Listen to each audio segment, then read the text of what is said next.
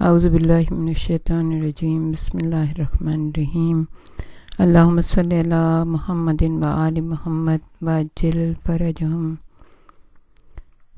غریبوں کی شام آہستہ آہستہ گزر رہی تھی۔ زینب بنت علی کی آنکھیں انگاروں کی طرح سلگ رہی تھیں۔ ایک ٹوٹا ہوا نیزہ لے کر سب کی حفاظت کر رہی تھیں۔ بچوں کو گنا، کچھ بچے کم تھے۔ زینب نے اپنی بہن سے کہا، امی کلثوم اٹھو، چل کے بچوں کو دیکھتے ہیں۔ بچوں کو ڈھونڈنے نکلیں۔ ایک جھاڑی کے نیچے دو بچے ایک دوسرے کی گردن میں باہیں ڈالے سو رہے تھے۔ زینب بچوں کو اٹھانے کے لیے جھکی۔ جب سیدھا کیا تو دیکھا ان کے سینے کے اوپر گھوڑوں کی ٹاپوں کے نشان ہیں۔ بچے اس دنیا سے جا چکے تھے۔ زینب بھائی کے قتل پر ایک آنسو بھی نہ بہا سکیں۔ خیمے سے تھوڑے فاصلے پر پیاروں کی بے کفن لاشیں پڑی تھیں۔ امام نے سب کے کپڑوں کو اوپر سے چاک کر دیا تھا۔ پھٹے ہوئے کپڑے کون اتارے گا؟ مگر درندگی کی آنکھیں نہیں ہوتی۔ نہیں، ابھی رونے کی مہلت نہیں، جنگ ختم نہیں ہوئی ہے، زینب نے اپنے دل میں کہا۔ صرف حالات نے کروٹ بدلی ہے۔ ابھی تو بہت سے مار کے سر کرنا ہے، ابھی تو بہت کچھ سر سے گزرنا ہے۔ پچھلے پہر سبھی گھڑی بھر کے لیے غافل ہو گئے۔ ام رباب نے چونک کر دیکھا، سکینہ پہلو میں نہیں، شاید پھوپھی کے پاس چلی گئی ہوں۔ ادھر بھی نظر نہ آئی تو اٹھ کر چاروں طرف ڈھونڈا، پکارنے کی ہمت نہ ہوئی۔ پوپٹ رہی تھی، شمع دم توڑ چکی تھی۔ دل پر پتھر رکھ کر واپس آئی مگر قرار نہ آیا۔ بچی کہاں چلی گئی؟ پھر تڑپ کر اٹھ بیٹھی۔ بی بی زینب کے پاس آئی۔ بی بی سکینہ نہیں ملتی، دیکھو یہیں کہیں ہوگی۔ کہیں نہیں، شاید باہر نیند میں نکل گئی ہے۔ دونوں دبے پیروں باہر نکلی۔ خیمے کے پاس دیکھا، کچھ پتہ نہ چلا کہاں چلی گئی۔ دھندلی روشنی میں ریت پر ننھے ننھے پیروں کے تازہ نشان دیکھ کر جس کو ڈھارس بندھی، ادھر ہی چل پڑی۔ مقتل توڑے ہی فاصلے پر تھا، ابھی ٹھیک سے اجالا نہیں ہوا تھا۔ پہرے دار بھی کوئی گھومتا دکھائی نہ دیا، سب بھی تھکے ہارے گھوڑے بیچ کر سوئے ہوئے تھے۔ دور دھندلکے میں کوئی چیز ہلتی نظر آئی، تیزی سے لپکی۔ دیکھا سکینہ بابا کی سر کٹی اور کچلی ہوئی لاش کے سینے پر سر رکھے سو رہی ہے۔ شاید کوئی خواب دیکھا تھا جو کروٹ بدلے تھی۔ ام رباب نے بمشکل اپنی چیخوں کو روکا اور جھک کر بچی کو اٹھانے لگی۔ نہیں، ہم بابا کے پاس ہی سوئیں گے۔ بابا کی لاڈلی بیٹی مچل اٹھی۔ نہ میری شہزادی۔ زینب نے بچی کو اٹھا لیا۔ دیکھا بچی بخار میں جھلس رہی تھی۔ بابا بہت گہری نیند سوئے ہوئے ہیں، ہم نے انہیں جگایا نہیں، بس چپکے سے لیٹے رہے۔ بچی بڑبڑا رہی تھی، پھوپھی جان بابا کو سردی لگ رہی ہوگی، برف کی طرح ٹھنڈے ہو رہے ہیں، انہیں کو چھڑا دیجیے نا۔ زینب نے کوئی جواب نہ دیا، خاموش میرے باپ کو سہارا دیے چلتی رہی۔ میرے باپ کے پیر بھی قابو میں نہ تھے، قدم قدم پر ٹھوکریں کھا رہی تھیں۔ بابا نے ہمیں پیار بھی نہیں کیا، کیا ہم سے خفا ہیں؟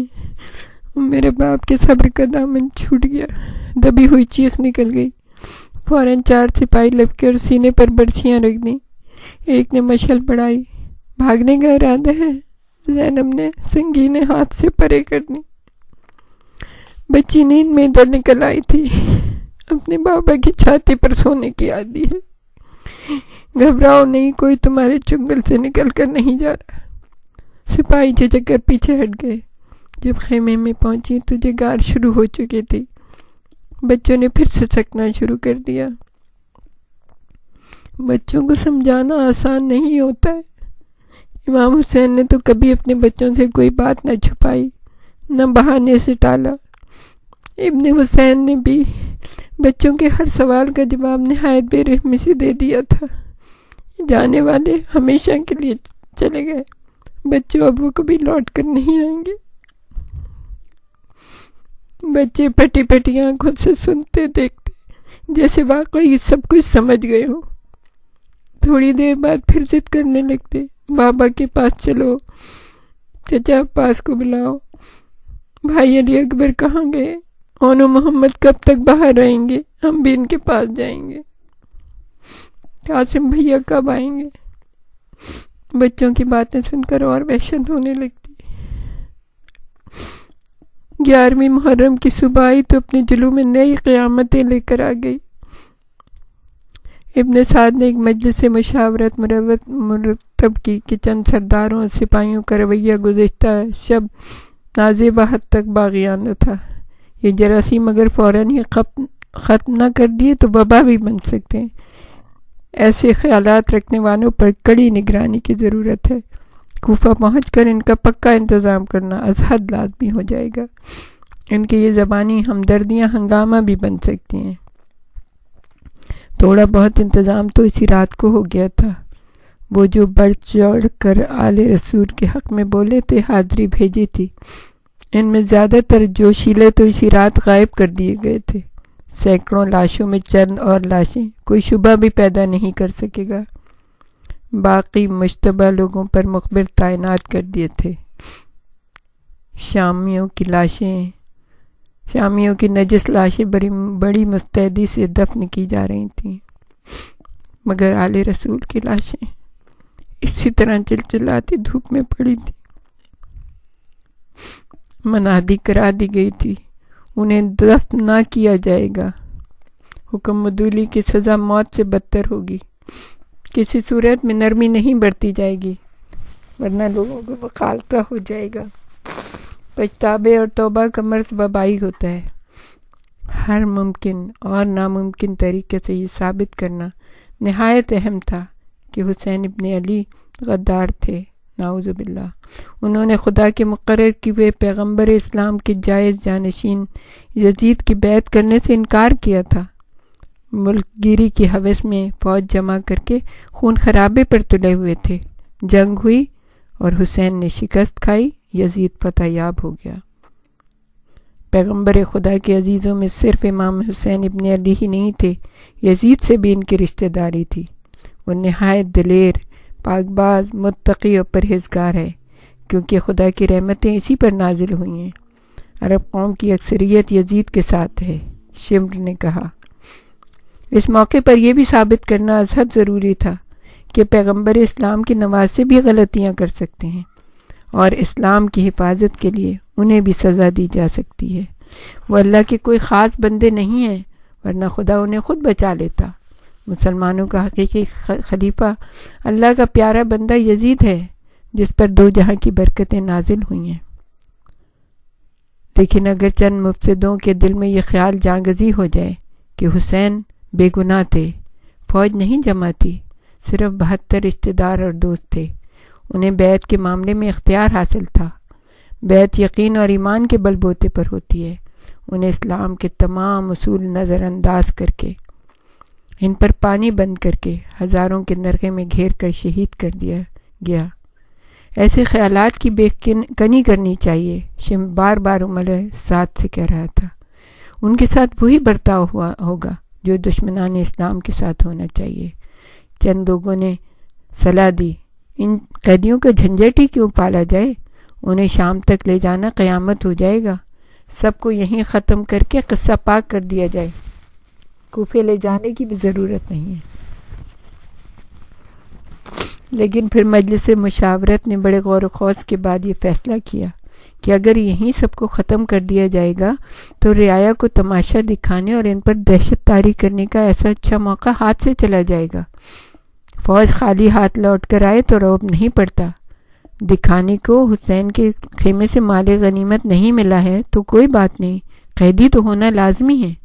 ان کی بے حرمتی اور درکت دیکھ کر اور بھی لوگوں کے دلوں میں ان کی وقت ختم ہو جائے گی۔ آل رسول کے دل میں کے لیے جو دلوں میں ہمدردی ہے وہ بھی ختم ہو جائے گی۔ یہ گمان بھی مٹ جائے گا کہ یہ رسول اللہ کے نواسے ہونے کی وجہ سے کوئی خاص رتبہ یا طاقت رکھتے ہیں۔ ان کی طاقت کم ہونے کا مطلب یہ ہے کہ لوگوں کے دل میں یزید کے لیے زیادہ سے زیادہ جگہ ہو جائے گی، اس لیے جتنا بھی شاندار جلوس تیار کیا جا سکے مفید ثابت ہوگا۔ پھر کیا تھا؟ علی زین العابدین ابن حسین کے گلے میں طوق اور پیروں میں بیڑیاں ڈال دی گئیں۔ شمر بہت بددل سا ہو رہا تھا۔ کیا نیم مردہ بیمار قیدی ہے؟ پتلی سی گردن، ان پر بیڑیاں کیا سجیں گی؟ طوق بھلا کیا معلوم ہوگا؟ چوڑے چکلے پہلوان زنجیروں میں جکڑے جائیں تو فاتح کی شان میں 4 چاند لگ جاتے ہیں۔ یہ بیمار اور لاغر قیدی، نیم مردہ بچے اور کمزور عورتیں، یہ کیا جچیں گی؟ پر ہماری کے اونٹوں پر عورتوں کو ننگے سر بٹھا دیا گیا۔ ان کے گلے میں رسیاں باندھی گئیں۔ ایک لمبی سی رسی میں بچوں کے گلے تسبیح کے دانوں کی طرح پرو دیے گئے۔ ساتھ میں نمائش کے لیے خون میں لتھڑا ہوا علم، جلے ہوئے خیمے، علی اصغر کا جھلسا ہوا پالنا، سب سے آگے آگے نیزوں پر شہیدوں کے سر تھے۔ ایک ایک سر قیمتی تھا۔ عین لڑائی کے وقت علی اصغر کے سر کی ڈھونڈیا پڑی۔ ایک سر کم نظر آیا، فوراً ہی حکم دیا گیا نرم زمین کھودی جائے۔ کسی نے بتایا ایک بچے کی لاش لے کے حسین ابن علی خیمے کے پیچھے گئے تھے۔ 10 سوار لمبے لمبے نیزے لے کے زمین کو کھودتے چلے۔ ایک مقام پر نرم مٹی نظر آئی، نیزے کو گاڑا گیا اور فوراً ہی علی اصغر کی لاش کو نیزے پر آویزاں کر دیا گیا۔ ماں نے دیکھا،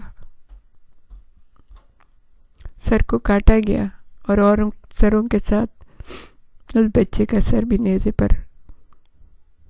طویل نیزے پر بلند کر دیا گیا۔ روانگی کے وقت زینب بنت علی کا عجب حال تھا۔ بے قرار ہو کر اپنے پیاروں کی لاشوں کی طرف بھاگنے لگتی تھی اور 2 قدم بڑھنے پر گلے چھلنے لگتے تھے۔ سپاہی رسیوں کو جھٹکے دیے جاتے تھے۔ بچے بے دم ہو کر زمین پر گر پڑے۔ اس کے بعد جب بھی عزیزوں کی بے گور و کفن لاشیں راستے میں ملی، کسی نے سر اٹھانے کی کوشش ہی نہ کی۔ خاموش خونبار آنکھوں سے دیکھا اور سر جھکا دیا۔ زینب بنت علی کی کان میں ایک ہی آواز آ رہی تھی، تم مر گئی زینب تو میری قربانی بھی فنا ہو جائے گی۔ دنیا کی یادداشت بڑی کمزور ہے، 2-4 سال بعد سب بھول جائیں گے، میرا خون کربلا کی ریت میں گم ہو جائے گا۔ امام کی آواز بہن کے کان میں بار بار آ رہے تھے، یہ ہرگز نہ ہوگا، میری زندگی کی ہر سانس حسین حسین پکارے گی، اس لہو کی ایک ایک بوند کا حساب دینا ہوگا۔ زینب نے تہیا کر لیا تھا۔ علی زین العابدین نے بھی پھوپھی کی بات کو دل میں رکھ لیا تھا۔